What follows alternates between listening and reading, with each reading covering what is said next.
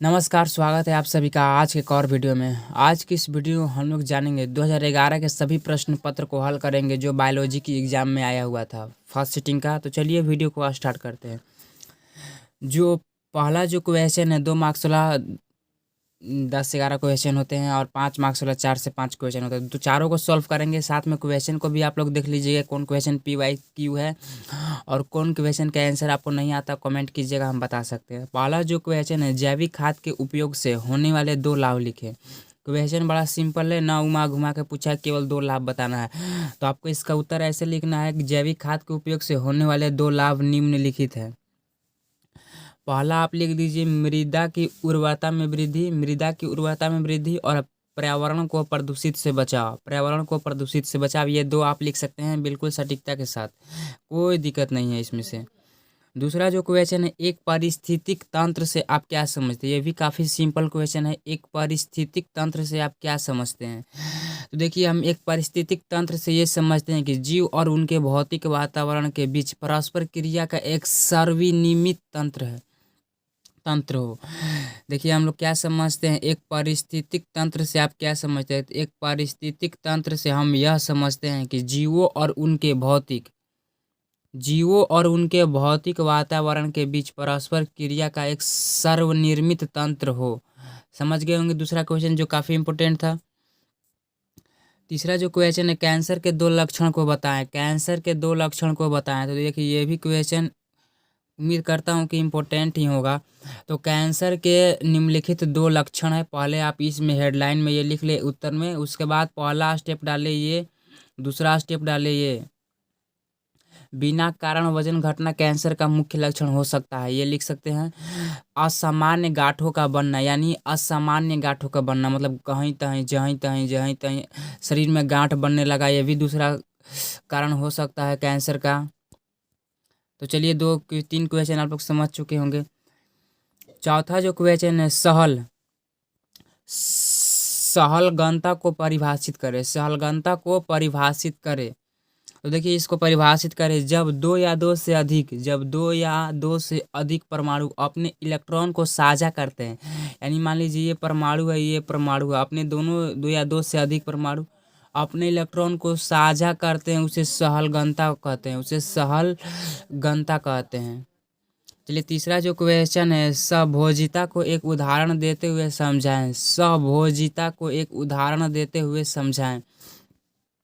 देखिए, जो सहभोजिता का एक उदाहरण देते हुए हम लोग समझाने के, देखिए पहले सहभोजिता को देखते हैं। सहभोजिता में 2 जीव एक दूसरे पर परस्पर निर्भर होते हैं, सहभोजिता में 2 जीव एक दूसरे पर परस्पर निर्भर होते हैं, जैसे कवक और शैवाल का संबंध, लाइकेन, जैसे कवक और शैवाल का संबंध, लाइकेन।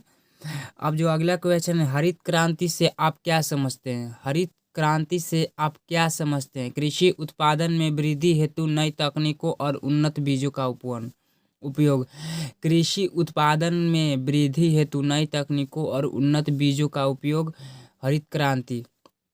हरित क्रांति से हम क्या समझते हैं कि कृषि उत्पादन में वृद्धि हेतु नई तकनीक और उन्नत बीजों का उपयोग, हम यही समझते हैं हरित क्रांति से, आप लिख सकते हैं ये भी।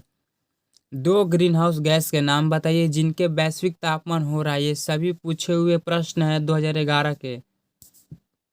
2 ग्रीन हाउस गैस के नाम बताइए जिनके वैश्विक तापमान हो रहा हो। कार्बन डाइऑक्साइड, पहला CO2 लिख दीजिएगा कि 2 ग्रीन हाउस गैस का नाम निम्नलिखित है। पहला ऐसे हेडिंग डाल दीजिएगा, पहला ये है, दूसरा ऐसे डाल दीजिएगा। पहला है कार्बन डाइऑक्साइड CO2 और दूसरा है मीथेन CH4, मीथेन CH, ऐसे ऐसे होता है, H4 होगा और ऐसे हो जाएगा, समझे। अगला जो क्वेश्चन है, जैव विविधता के बारे में आप क्या समझते हैं, जैव विविधता के बारे में आप क्या समझते हैं, आप क्या समझते हैं वह बताना है। विभिन्न प्रकार के जीव और उनके पारिस्थितिक तंत्र की विविधता को जैव विविधता कहते हैं। देखिए, सिंपल सा क्वेश्चन है कि विभिन्न प्रकार के जीवों और उनके पारिस्थितिकी तंत्र की विविधता को जैव विविधता कहते हैं। ये भी काफ़ी इंपॉर्टेंट क्वेश्चन है, हैशटैग कर ले, काफ़ी इंपॉर्टेंट क्वेश्चन है, हैशटैग कर ले इसे। फिर अगला जो क्वेश्चन है, DNA एवं RNA के बीच 2 प्रमुख अंतर बताइए। काफ़ी इंपॉर्टेंट क्वेश्चन है, 3 से 4 बार पूछ चुका है। डीएनए और आरएनए में डीएनए और आरएनए में प्रमुख लक्षण बताएं दो। आरएनए में प्रमुख दो लक्षण बताइए। काफ़ी इंपॉर्टेंट क्वेश्चन है। तो देखिए इसका आंसर देखिए सिंपल शब्द में समझे हम लोग। डीएनए दो और आरएनए में निम्नलिखित दो अंतर निम्नलिखित हैं। डीएनए दोहरे हेलिकल संरचना में होता है जबकि आरएनए एकल श्रृंखला में होता है। पहला अंतर हो गया, डीएनए दोहरे हेलिक्स संरचना में होता है जबकि आरएनए एकल श्रृंखला में। दूसरा है DNA thymine thymine T code करता है जबकि आरएनए यूरासिल यू करता है। यूरासिल यू करता है, यू कोड करता है। समझ गए। अगला जो क्वेश्चन है, अंशक्राम्यता में लिम्फोसाइट की भूमिका के बारे में लिखे। असंक्रमता में लिम्फोसाइट की भूमिका के बारे में लिखे। तो देखिए लिम्फोसाइट एंटीबॉडी बनाकर संक्रमण से शरीर की रक्षा करता है। देखिए काफ़ी इंपॉर्टेंट क्वेश्चन है। असंक्रमता में लिम्फोसाइट की भूमिका के बारे में लिखे। लिम्फोसाइट एंटीबॉडी बनाकर संक्रमण से शरीर की रक्षा करता है। अगला जो क्वेश्चन है 11, मलेरिया और निमोनिया का प्रसारण किस प्रकार होता है। देखिए मलेरिया जो मच्छर काटते हैं तो पैर फूल जाता है, और निमोनिया से तो कोई जानता है कि निमोनिया सांस फूस फूलने लगता है। तो देखिए मलेरिया मादा एनोफिलीज मच्छर के काटने से होता है। देखिए मादा एनोफिलीज मच्छर जो काटता है ना, उससे मच्छर होता है। और देखिए ये आज नहीं, जैसे मान लीजिए आपकी उम्र अभी मान लीजिए 20 साल हो रही है, ठीक। ये काटते गया काटते गया काटते गया काटते गया काटते गया काटते, जब आप 30 35 40 पार होने लगेंगे ना, तो आपका ये असर काफ़ी हद तक हो जाएगा। आपका ये असर चढ़ने लगेगा। देखिए अभी शरीर हम लोग का पचा लेता है कुछ भी, जैसे बड़ा बड़ा चीज़, जैसे लोग कहते हैं कि आपका मशीन अभी नया है, आप सब कुछ पचा सकते हैं। उसी प्रकार ये इसका असर धीरे धीरे धीरे धीरे धीरे धीरे धीरे धीरे धीरे धीरे होगा। अब देखिए निमोनिया संक्रमित व्यक्ति की खांसी या छींकों से, जैसे मान लीजिए किसी में संक्रमित है निमोनिया, उसकी छींक या खांसी से आपको भी हो सकती है, अगर आपका पाचन तंत्र कमजोर है तो। फिर जो अगला जो क्वेश्चन है दीर्घ उत्तरीय प्रश्न में हम लोग आ गए। दीर्घ उत्तरीय प्रश्न 2011 के काफ़ी इंपॉर्टेंट क्वेश्चन है। पहला जो क्वेश्चन है, मृदु जलीय तालाब पारिस्थितिक तंत्र का संक्षिप्त विवरण दे। मृदु जलीय तालाब पारिस्थितिक तंत्र का संक्षिप्त विवरण दे। तो देखिए मृदु जलीय तालाब एक प्राकृतिक पारिस्थितिक तंत्र है जिनमें मृदु जल के पौधे, जलजीव, सूक्ष्मजीव और जैविक अजैविक घटक शामिल होते हैं। इनमें उत्पादक शैवाल, हाइड्रिला, उपभोक्ता मछलियाँ और अपघटक सूक्ष्मजीव शामिल होते हैं। ये सब सारे जीव इनमें शामिल होते हैं। इनमें सारे ये जीव शामिल होते हैं किसमें, तो मृदु जलीय तालाब में। अब देखिए ऊर्जा का प्रवाह और पोषक तत्वों का चक्रण यहाँ से होता है। और एक इम्पोर्टेंट क्वेश्चन यहाँ भी है कि ऊर्जा का प्रवाह और पोषक तत्वों का चक्रण यहाँ होता है। फिर अगला जो क्वेश्चन है, पुष्पीय पौधों में निवेचन की क्रिया की जानकारी दे। दोनों में से कोई एक सॉल्व करना था, हम इसको ब्लू नहीं कर पाए, याद नहीं पड़ा। इस क्वेश्चन को हम हाईलाइट नहीं कर पाए कि ये क्वेश्चन है, लेकिन ये क्वेश्चन है पुष्पीय पौधों में निषेचन की क्रिया की जानकारी दें। पुष्पीय पौधों में निषेचन वह प्रक्रिया है जिसमें नर और मादा युग्मक का मेल होता है।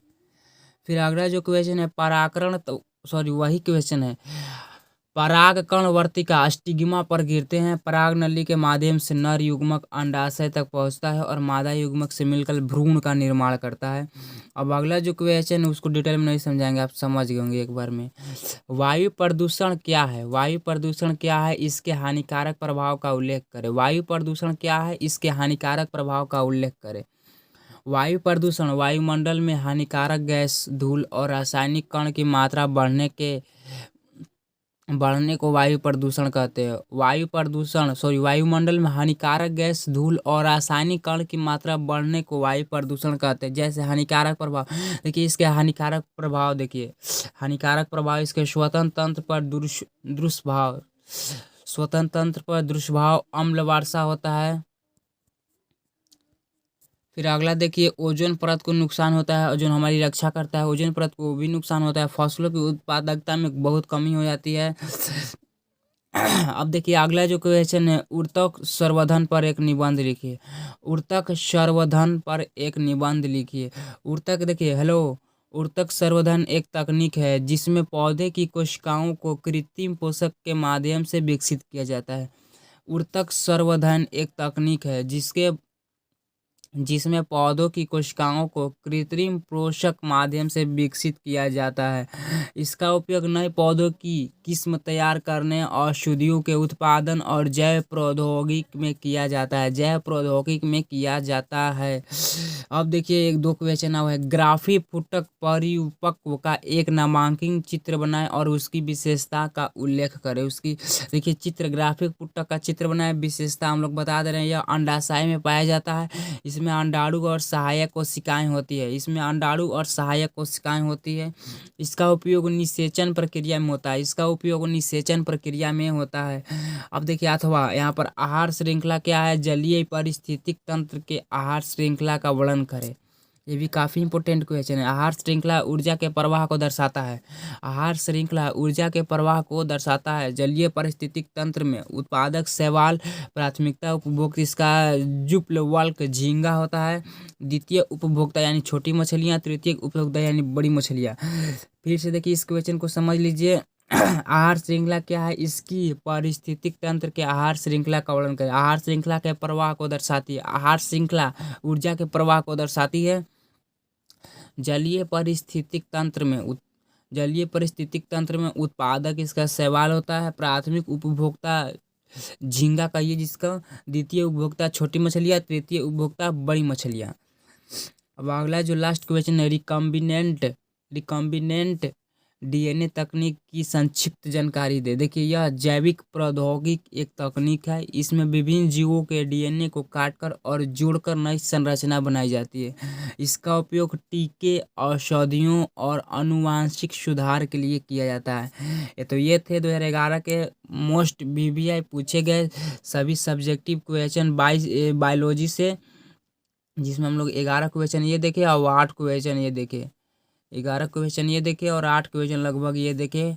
तो उम्मीद करता हूँ कि वीडियो पसंद आया हो या ना पसंद आया हो। तो आज की इस वीडियो में बस इतना ही। मिलते हैं नेक्स्ट वीडियो में।